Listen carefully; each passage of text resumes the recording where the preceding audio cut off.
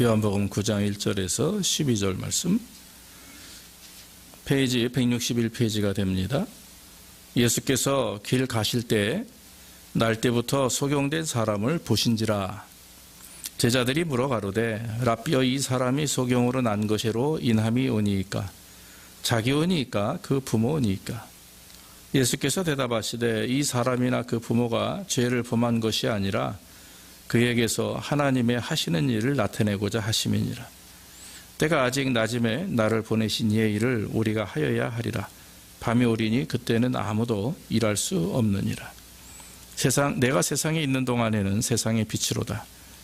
이 말씀을 하시고 땅에 침을 뱉어 진흙을 이겨 그의 눈에 바르시고 이르시되 실로암 못에 가서 씻으라 하시니, 실로암은 번역하면 보냄을 받았다는 뜻이라. 이에 가서 씻고 밝은 눈으로 왔더라. 이웃 사람들과 미천에 저가 거린인 것을 보았던 사람들이 가로되 이는 앉아서 구걸하던 자가 아니냐, 혹은 그 사람이라 하며 혹은 아니라 그와 비슷하다 하거늘 제 말은 내가 그러라 하니, 저희가 묻되 그러면 내 눈이 어떻게 떠졌느냐? 대답하되 예수라 하는 그 사람이 진흙을 이겨 내 눈에 바르고 나더러 실로암에 가서 씻으라 하기에 가서 씻었더니 보게 되었더라. 저희가 가로되 그가 어디 있느냐? 가로되 알지 못하노라 하니라. 아멘. 아멘. 예. 성경에는 여러 질병에 걸린 사람들이 많이 등장하고요. 그 질병에 걸린 사람들이 주님 앞에 와서 고침받기를 많이 원했습니다. 귀신 들린 사람이라고 성경에 나오는 그런 사람들, 한마디로 이제 마귀가 그 사람을 이렇게 주장하고, 그래서 몸을 직접 해하기도 하고 물에도 스스로 들어가고 불에도 직접 뛰어들고 사람들에게 덤비기도 하는 그런 사람들이 있었고, 문둥병에 걸려서 이제 고생하는 사람들, 또 이제 앞을 못 보는 분들, 또 안전뱅이들, 이런 여러 가지 사람들이 많이 있습니다. 특히 이제 여인들이 걸리는 혈루병 환자라고 해서 피를 계속 쏟는 병이죠. 그런 질병들은 사실 그 당시 신약 시대에 지금으로부터 2000년 전에는 고칠 수 없는 그런 불치병입니다. 그 의학이 발달하지 않았기 때문에 전혀 고칠 수 없었던 불치병이었죠.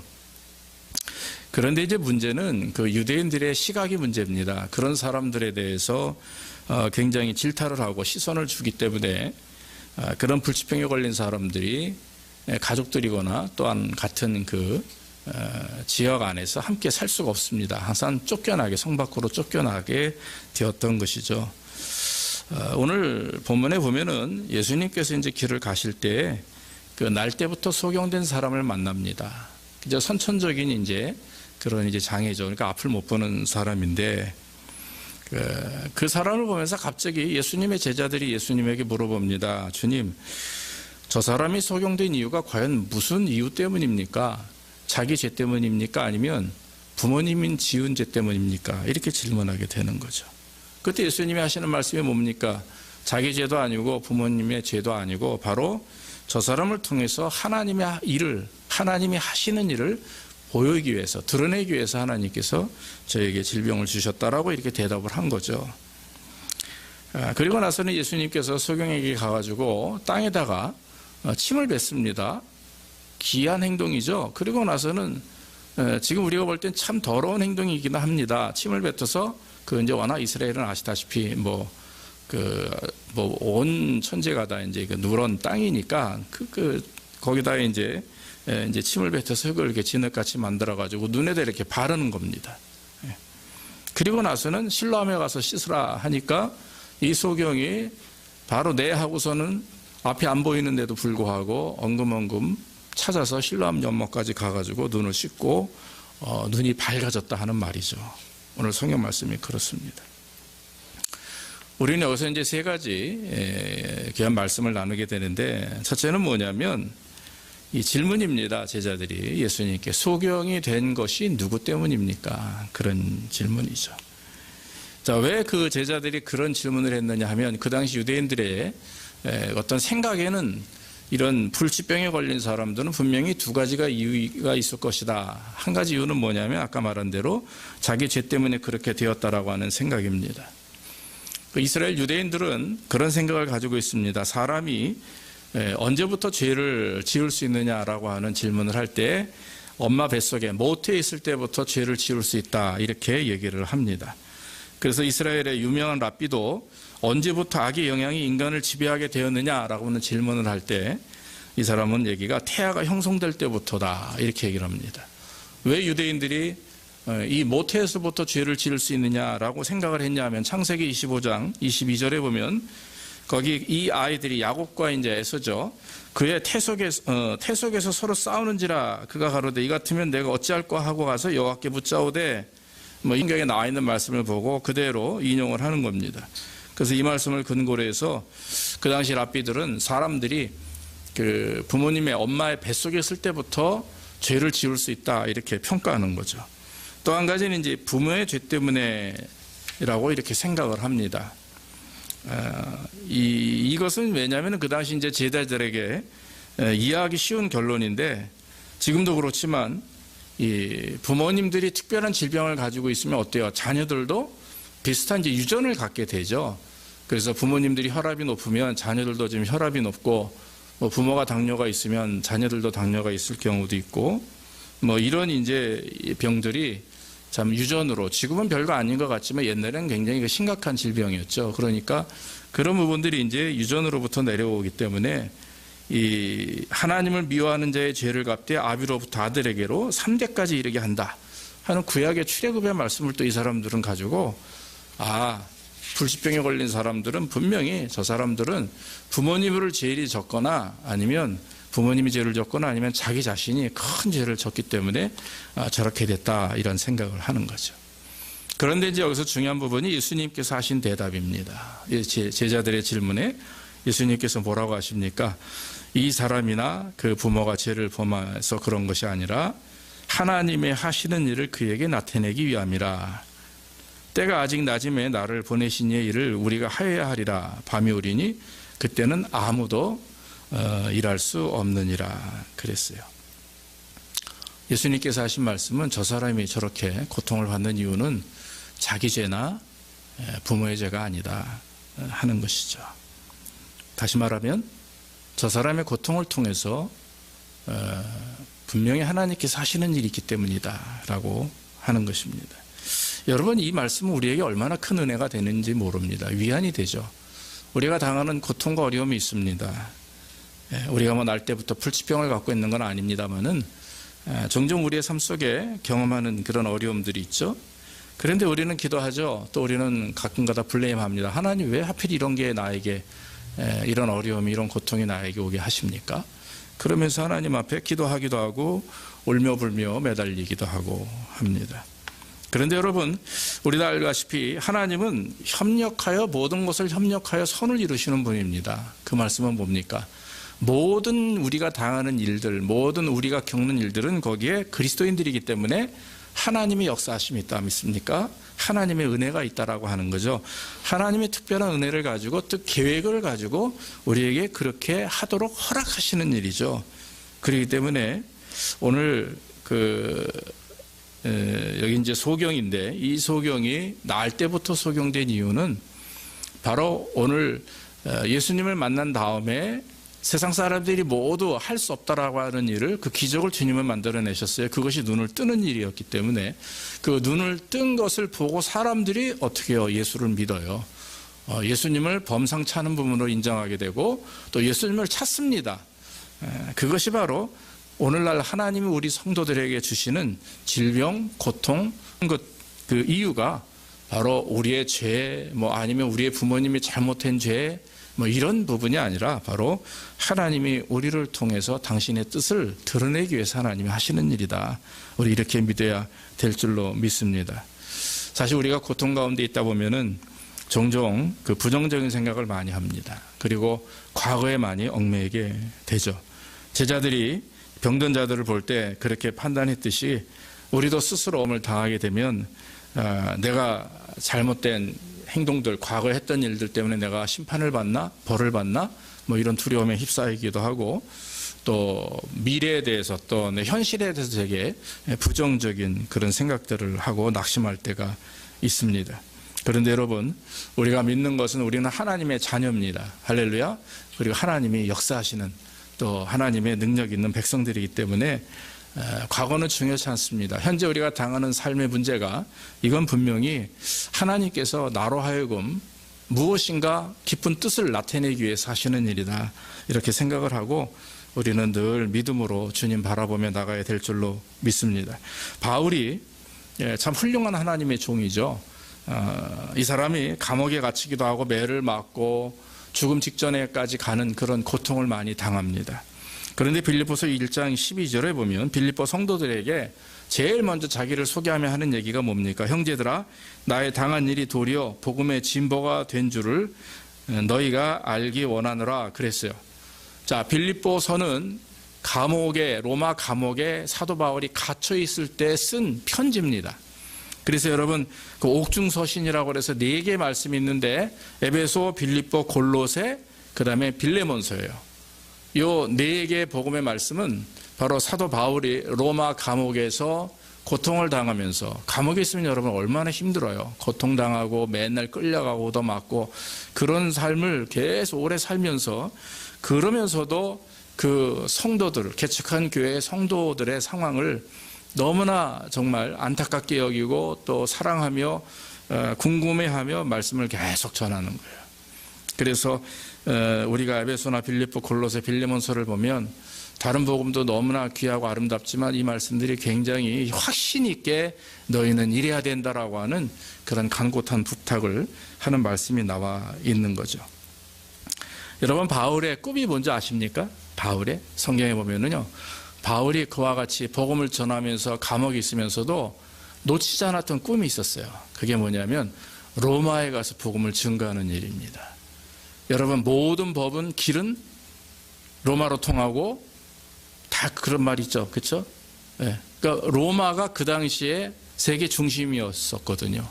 그러니까 여러분, 로마만 복음화시키면 이 로마를 통해서 많은 상인들이 왔다 가고 또 많은 세계의 모든 사람들이 로마에 오기 때문에, 집중하기 때문에 분명히 복음이 증거될 것이다, 이렇게 생각을 해서 바울이 복음을 증거하기 원했고, 여러분 미국 역사를 봐도 이 미국이라고 하는 나라가 청교도인들이 와가지고 이 미국이 처음에 기독교 국가, 지금 뭐 기독교 국가라고 말하기는 참 뭐하죠. 워낙 많은 그런 종교들이 있기 때문에 초창기에는 이 미국을 통해서 복음이 많이 확산됐어요. 미국과 영국이. 그래서 여러분, 참 이 큰 나라가 복음화된다는 것은 굉장히 중요한 일이고, 또 뭐 군대에서는 계급이라고 말하지만 이 사회에서도 좀 영향력 있는 사람이 크리스찬이라고 하는 것은 굉장히 우리에게 또 하나님 앞에 좋은 일이죠. 그래서 복음이 많이 증거되는 것입니다. 근데 여러분, 이 바울이 로마가 복음화되는 것을 얼마나 기도하고 노력했는지 몰라요. 결국 우리가 알다시피 이 바울이 복음을 증거한 이후에 뭐 한 300년 정도 후에는 이 로마가 기독교 국가로 이렇게 바뀌는 역사를 경험하게 되는 것이죠. 그러므로 여러분, 고난당한다고 해서 우리가 슬퍼하거나 낙심하는 것이 아니라 오히려 하나님께서 나에게 주시는 고난을 통해서 뭔가 하나님의 크신 일을 이루시기 위함이다, 이렇게 믿음을 가지고 잘 감당해 나갈 때에 하나님께서 역사하시고 인도해 주실 줄로 믿습니다. 그래서 나중에는 우리는 사도 바울처럼 이렇게 고백할 수가 있는 거죠. 형제들아, 내가 병든 것이 또는 사업에 실패하고 인생에서 좌절을 맛보는 것은 도리어 내 믿음의 진보를 위해서 크게 유익하였음을 너희가 알기를 원하노라. 조금 전에 말씀드렸던 빌립보서 1장 12절의 말씀을 우리가 바꿔서 말할 수가 있는 거예요. 그래서 여러분, 저와 여러분들이 정말 인생의 실패를 맛보고 좌절을 맛보고 뭐 지금까지 은혜롭게 살았습니다. 앞으로 또 하나님께서 은혜로 인도하실지 모르지만, 인도하실 줄 알지만, 그러나 어떤 일을 당할지 모르는 일이니까, 그러나 그런 어려운 일을 당해도 우리는 믿음으로 잘 감당해야 됩니다. 피터 마샬이라고 하는 목사님이 이런 말을 하죠. 만일 하나님이 우리들로 하여금 고난으로부터 엄청난 축복을 얻게 하시려는 특별한 계획이 없다면 하나님은 우리에게 어떠한 고난도 허락하지 않을 것이다. 그래서 여러분, 고난을 허락하시는 이유는 바로 하나님의 역사하심을 드러내기 위함이에요. 욥이 잘 되는 꼴을 못 봤어요. 누가? 사탄이, 마귀가. 그래가지고 하나님한테 직접 갑니다. 참 그런 게 성경에 없었는데 그런 부분이 나오잖아요. 하나님, 왜 그러냐? 욥이 왜 저렇게 하나님을 잘 섬기는지 아십니까? 그랬더니 하나님이 왜 그럴까? 물어보죠.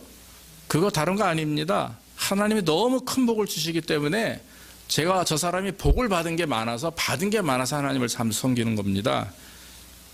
근데 하나님은 그렇게 생각하지 않으셨죠. 욥의 의인됨, 그 욥의 진실한 믿음을 하나님은 아시죠. 결국 마귀가 자기에게 시험을 하게 해달라고 허락을 해달라고 합니다. 그래서 하나님께서 그런 목숨은 건드리지 말고 한번 시험해봐라. 그러나 그 마음은 뭐예요? 하나님은 나는 믿는다. 저가 절대로 너 시험에 넘어가지 않을 것이다. 이런 이제 마음을 가지고 허락을 하시죠. 아시다시피 여러분 어때요? 욥이 엄청난 시험을 당합니다. 10 자녀가 죽죠. 부인이 떠나죠. 심지어 온몸에 정말 악성 종양이 온 머리부터 발끝까지 다 돋아오릅니다. 하나만 나도 우리가 아파서 죽겠다고 난리인데 골마 터지면 얼마나 아파요. 근데 머리에서 발끝까지, 다시 말하면 겉으로 형상으로 볼 수 없는 사람의 형상이 아닐 정도의 고통을 당하니까 이 사람이 욥이 결국에는 뜨거운 기왓장, 우리 한국말로 기왓장인데 불 떼고 나면 그 가루 있잖아요. 잿더미에 앉아가지고 돌로 몸을 긁어요. 얼마나 가렵고 아프면 그래요. 그럼에도 불구하고 끝까지 욥이 하나님을 원망하지 않습니다. 이유가 무엇입니까? 하나님을 믿는 믿음이 진심으로 있었기 때문에 그런 거죠. 고난을 당함에도 욥은 절대로 하나님을 원망하거나 하나님을 향한 믿음이 수그러지지 않았다라고 하는 것입니다. 그래서 여러분, 욥이 고난 받고 난 이후에 결론은 어때요? 마지막 말씀해 보면 그 전 자녀보다 더 훌륭하고 아리따운 자녀들을 얻게 되고 욥의 재산도 배가 증가하게 되고, 그래서 더 동방의 의인이고 전 세계에 알려지는 그런 믿음 있는 부유한 자로 하나님께서 세우셨다라고 하는 것이죠. 사랑하는 여러분, 우리가 고난을 받아도 어려움을 당해도 믿음으로 하나님 의지하고 끝까지 주님께 나아가면 욥과 같은 그런 은혜, 바울과 같은 은혜를 경험하게 될 줄로 믿습니다. 성경의 마지막에 말씀을 보면 6절로 7절에 보면 소경의 눈을 예수님이 뜨게 하시죠. 이 말씀을 하시고 땅에 침을 뱉어 진흙을 이겨 그의 눈에 바르시고 이르시되 실로암 못에 가서 씻으라 하시니, 실로암은 번역하면 보냄을 받았다는 뜻이다. 이에 가서 씻고 밝은 눈으로 왔더라 그랬습니다. 예수님께서 소경의 눈에 침을 바른 이유가 있습니다. 여기 보니까 침을 받아 진흙을 눈에 발랐다 그랬는데, 그 당시에는 이스라엘 사람들에게는 어떤 이제 생각들이 있었냐 하면 굉장히 정상적이래요. 그게 왜냐하면 이스라엘 사람들은 좀 훌륭한 사람이나 좀 유명한 사람이 그 침에는 뭔가 능력이 있다라고 하는 그런 미신적인 믿음이 있었던 거죠. 그래서 예수님이 침을 뱉어서 그 흙을 이겨가지고 눈에 발랐다 하는 모습을 볼 때 소경 자체도 그런 앞에 계신 예수님의 행위에 대해서 부정적인 마음이 없는 거예요. 그런 생각들이 다 만연되게 깔려 있었기 때문에. 그러니까 이거는 어떤 우리가 생각하는 민간 요법도 아니고 그저 하나 미신적인 것 같아요. 그래서 훌륭한 사람이 뭔가 행동을 하거나 또 뭐 오늘 말씀처럼 이렇게 하면 뭔가 여기에 치료하는 어떤 은혜가 있다, 이런 이제 생각을 가졌다고 합니다. 뭐 역사적으로 그런 얘기가 있어요. 그런데 이제 침을 바른 게 여기서 중요한 게 아니라 진흙을 바른 이후에가 중요한 일입니다. 그때 예수님께서 하신 말씀이 실로암에 가서 눈을 씻으라 하는 것이죠. 안 보이는 소경이 실로암에 가가지고 눈을 씻는다는 얘기는 굉장히 어려운 일입니다. 여러분, 그 이스라엘 그 예루살렘 성 안에는 연못이 2개가 있는데 하나는 베데스다 연못이고 하나는 실로암 연못이에요. 이 베데스다 연못은 자연적으로 생긴 연못입니다. 그런데 이 실로암 연못은 사람이 만들어낸 건데 구약의 히스기야 왕 때에 아수르의 사내립이 쳐들어왔습니다.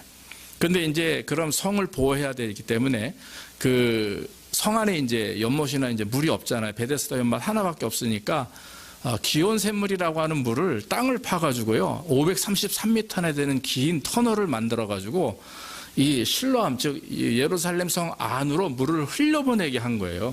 모터나 이것도 없이.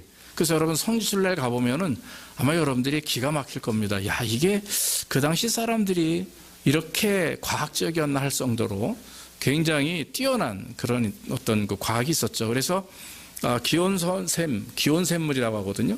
그 샘물이 이 예루살렘 성으로 들어올 수 있도록 인공적인 터널을 만들어서, 그래서 530m가 넘는 그 길이의 터널을 만들어서 샘물이 고이게 했는데, 그 샘물이 바로 실로암 연못이에요. 넓이가 6m 정도 된다고 그래요. 깊이가 9m 정도 된답니다. 그러니까 엄청나게 큰, 깊고 6m 아니면 뭐 그렇게 크진 않지만 그래도 성 안에 있는 사람들이 마음껏 물을 마실 수 있는 그런 이제 샘물을 히스기야 왕이 전쟁 전에 만들어낸 것이죠. 그래서 여러분 그 실로암 연못이 보냄을 받았다라고 하는 뜻이 기온샘에서부터 이렇게 흘려보냈다, 이렇게 들어왔다, 보냄을 받아서 왔다, 이런 의미로 해가지고 실로암이라고 이렇게 이름을 지었다고 합니다. 여러분, 예수님께서 실로암 연못에 가서 씻으라 하시는 말씀의 의미는 주님의 마음속엔 그런 마음이 있는 거예요. 그래, 내가 바로 하나님으로부터 너희에게 보냄을 받은다다. 이 소경이 실로암에 가서 눈을 씻음으로 나음을 얻듯이 나에게 오는 자들에게는 다 나음을 얻게 될 것이고 회복될 것이다. 할렐루야. 이것이 주님의 말씀인 줄로 믿습니다. 그래서 요한복음 7장에도 누구든지 목마르거든 내게로 와서 마시라. 나를 믿는 자는 성경의 이름과 같이 그 배에서 생수의 강이 흘러나리라 그랬어요. 그래서 우리 예수님을 생명수라고 얘기하죠. 생수의 강물과 같다, 이런 말씀을 합니다. 그 말씀 자체, 또 예수님 자체가 바로 우리에게 영원히 목마르지 않는 그런 생명의 말씀이 되고 생명수와 같은 존재이기 때문에 그렇습니다. 여러분, 주님께서 우리에게 은혜를 주시고 또 주님께 나아가는 자들에게 복을 주신다고 말씀하셨어요. 그런데 한 가지 우리가 좀 유념해야 될 것은, 생각해야 되는 부분은 뭐냐면, 만약에 소경이 예수님께서 그렇게 행동을 하고 실로암에 가서 씻으라 했을 때, 실로암 자체는요 굉장히 아시다시피 여러분 그냥 이런 평지에 있는 게 아닙니다. 이렇게 원형 계단으로 한참 내려가야 돼요. 근데 성인도 제대로 내려갈 수 없는 좁은 길입니다. 아이스크림 이렇게 콘같이 이렇게 둥글게 파고 내려가는데, 거기를 소경이 내려간다고 하는 얘기는 분명히 앞으로 못 내려갔을 거예요. 뒤로 엉금엉금 손으로 만져가면서 내려갔을 거예요. 떨어지면 크게 다치죠. 그럼에도 불구하고 그렇게 순종했다라고 하는 것이 중요합니다. 그래서 여러분, 우리가 인생을 살아가면서 삶 가운데 당하는 환난이나 어려움, 혹은 일상생활 중에서도 하나님의 은혜를 사모하고 하나님을 예배하길 원하고 또 하나님으로부터 큰 복을 받길 원한다면 우리의 삶 속에서는 항상 순종이라는 것이 따릅니다. 성경에 나와 있는 많은 위인들이 그냥 멍하니 가만히 있었는데 된 게 하나도 없었어요. 정말 우리가 상상할 수 없는 본토 지쳐와 아비집을 떠난 아브라함이라든지 모세도 마찬가지고 여호수아도 마찬가지고 바울도 그렇고 베드로도 그렇고 모든 걸 다 놓고 주님을 따를 때 주께서 역사하시는 은혜를 경험하게 되는 것이죠. 사랑하는 여러분, 저와 여러분들이 하나님 말씀에 순종해 나갈 때 하나님이 역사합니다. 베드로도요, 주님을 만났을 때 뭐 얘기만 들었죠. 참 봉사하는 분이 이렇게 다니는데 하나님의 아들이라고 하고 이름이 예수라 한다. 그런데 갑자기 눈앞에 딱 나타나셨어요. 하루 종일 고기를 잡았는데 아무것도 잡지 못하고 그물을 깃고 있었는데 예수님이 오셔가지고 하는 말씀이 네 이름이 베드로냐 이런 것도 아니야. 알고 계시거든, 이름이 누구인지. 깊은 데로 가서 그물을 내리라. 예, 아시다시피 여러분, 갈릴리 호수는 깊은 데 고기가 안 잡힌 데잖아요. 밤이 맞도록 수고하였으나 내가 말씀에 의지하여 그물을 내리리이다. 그 말은 주의 말씀을 전적으로 순종하겠습니다 하고 내리니까 금방 전까지 한 마리도 잡지 못했는데 그 말씀에 순종하고 나올 때 그물이 찢어지도록 많은 고기를 잡았다라고 하는 것입니다. 우리는 멍하니 그냥 앉아서 기적을 체험하길 원해요. 순종이라는 거 없이, 헌신이라는 거 없이, 온전한 예배 없이 그냥 하나님이 잘 이루어 주실 줄 믿고 안 되면 화가 나고 안 되면 블레임하고 안 되면 속상합니다. 그러나 여러분, 하나님 우리에게 원하는 것은 순종해요. 대가의 의미가 아니라 자녀가 아버지 어머니의 말에 순종해야만 되듯이 우리는 하나님의 말씀에 순종하며 살아야 하나님이 주실 수 있는 것을 주시는 것이고 받을 수 있는 것을 우리는 받을 수가 있게 된다라고 하는 것입니다. 오늘 소경이 밝은 눈으로 왔더라, 분명히 이렇게 성경에 기록되어 있어요. 거기에는 예수님의 은혜와 소경의 진실한 하나님을 사랑하는 마음과 그 순종이 결국 하나가 돼서 큰 역사를 이루어내게 됐다라고 하는 것입니다. 말씀을 맺습니다. 여러분, 우리가 어려움 속에 있죠. 델타 바이러스 때문에 또 어려움 속에 있습니다. 또 여러분들의 가정과 생활과 모든 곳에 아마 예전처럼 되지 않았을 겁니다. 저도 마찬가지입니다. 그러나 분명히 하나님께서 이런 일들을 이제 이루시는 과정 속에서 하나님의 큰 영광을 드러나게 될 것이고, 오늘날 세계 아프간 사태도 그렇고 미얀마 사태도 그렇고 너무나 지금 힘들고 어려운 일들이 많이 있는데 분명히 하나님의 계약하심 속에 있다고 저는 믿습니다. 그래서 우리가 더 회개하고 더 마음을 조아리고 또 하나님 앞에 머리를 조아리고 기도하고 예배하고 또 우리가 이렇게 교회 이전한 이후에 앞으로 해야 될 일이 너무 많아요. 그러니까 이런 부분들에 대해서 우리가 걱정하거나 근심하기보다 하나님 앞에 순종하는 마음으로 또 순종하면서 헌신하면서 하나님께 매달려 기도하고 겸손한 마음으로 주님을 의지하게 될 때 분명히 하나님께서 역사해 주실 줄 믿고, 우리의 모든 상황, 또 여러분들의 가정과 여러분들의 자녀와 미래의 모든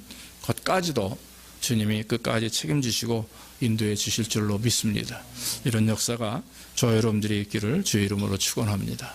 기도하겠습니다.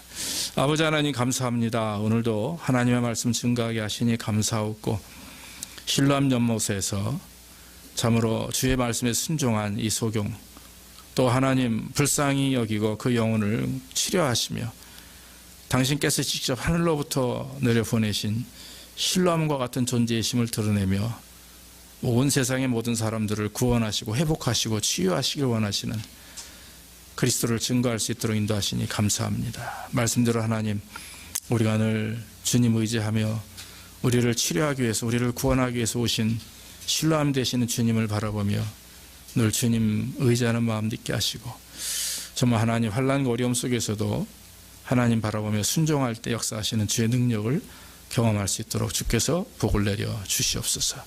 예수님의 이름으로 기도하옵나이다. 아멘. 아멘.